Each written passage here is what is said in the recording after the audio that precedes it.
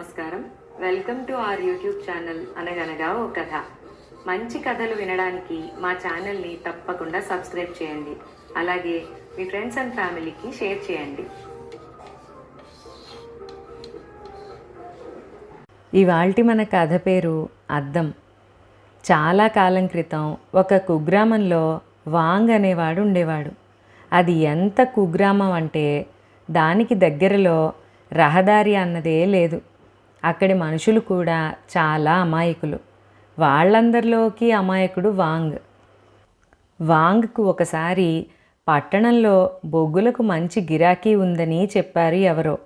దానితో అతను బొగ్గుల కావడి వేసుకుని పట్టణానికి బయలుదేరాడు. వాంగ్ అంతకు ముందు ఊరు విడిచి ఎప్పుడూ వెళ్ళినవాడు కాదు. వాంగ్ను అతని భార్య ఊరి చివరిదాకా సాగనంపడానికి వచ్చి, క్షేమంగా వెళ్ళి లాభంగా రా, వచ్చేటప్పుడు నాకొక దువ్వెన పట్టుకురా అన్నది. దువ్వెన్నా అన్నాడు వాంగ్ ఆశ్చర్యంగా. అతను ఆ మాట కూడా అంతకు ముందెప్పుడూ వినలేదు. ఆ రోజుల్లో చైనా స్త్రీలు తలలో పెట్టుకునే దువ్వెనలు చెక్కతో చేసినవి ఉండేవి. అవి వంపు తిరిగి కూడా ఉండేవి. అదిగో అలా ఉంటుంది అంటూ వాంగ్ భార్య తూర్పున వెలవెలబోతోన్న నెలవంకను చూపింది. బొగ్గు మొత్తం అమ్ముడైపోయిన రోజు సాయంకాలం పూట అతను పట్టణం నడి బజార్లో జనసమ్మర్దం మధ్యగా నడుస్తూ ఉండగా అకస్మాత్తుగా అతనికి తన భార్య కొని తెమ్మన్న జ్ఞాపకం వచ్చింది. కానీ వస్తువు పేరేమిటో గుర్తుకు రాలేదు. దాని సంకేతం ఆకాశంలో ఉంటుందన్న మాట మాత్రం లీలగా గుర్తొచ్చి వాంగ్ తూర్పు ఆకాశం వైపు చూశాడు. అక్కడ గుండ్రని చందమామ కనిపించింది. తన భార్య కోరిన గుండ్రని వస్తువు ఏమై ఉంటుందా అని అతను ఆలోచిస్తూ ఉండగా ఎదురుగా ఉన్న దుకాణంలో ఒక గుండ్రని వస్తువు కనపడింది. వెంటనే దుకాణదారుడు చెప్పిన ధరకు ఆ వస్తువును కొని వాంగ్ ఇంటికి బయలుదేరాడు.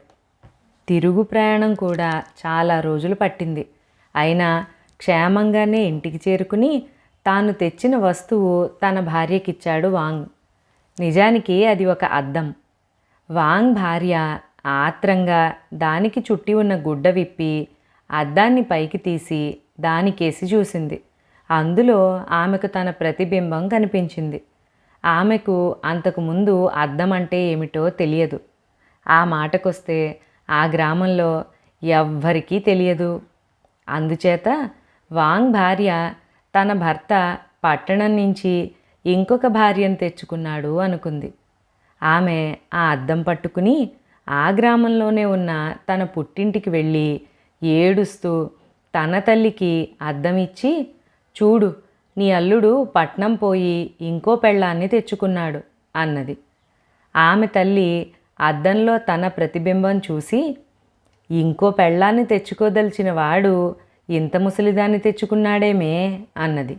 నలుగురు పోగై గ్రామాధికారికి ఫిర్యాదు చేయాల్సిందే అన్నారు. గ్రామాధికారి వాంగ్ను అతని భార్యను అత్తగారిని పిలిపించి వాంగ్ తెచ్చిన అద్దంలోకి చూశాడు. అందులో మరొక గ్రామాధికారి లాంటివాడు కనిపించాడు. నా మీద పోటీకి వీణ్ణి తెస్తారా, ఉండండి మీ మదం అణుస్తా అని గ్రామాధికారి ఫిర్యాదీలను ముద్దాయిని కూడా కొరడాలతో కొట్టమని భటుడితో అన్నాడు. ఈ అన్యాయానికి అందరూ ఒక్కసారి గొల్లుమన్నారు. గ్రామాధికారి అబద్ధం చెబుతున్నాడని అద్దం పట్టుకుని నలుగురు ఒక్కసారే లాగారు. ఈ గలాటాలో అద్దం కాస్త కింద పడి ముక్కలైపోయింది.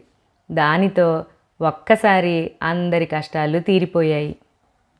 అమాయకత్వం వల్ల కొని తెచ్చుకున్న కష్టాలతో నవ్వు తెప్పించిన ఈ చిన్న కథ ఇక్కడితో సమాప్తం. మరొక మంచి కథలో మళ్ళీ కలుసుకుందాం. మంచి కథలు వినడానికి తప్పకుండా మన ఛానల్ని సబ్స్క్రైబ్ చేసుకోండి.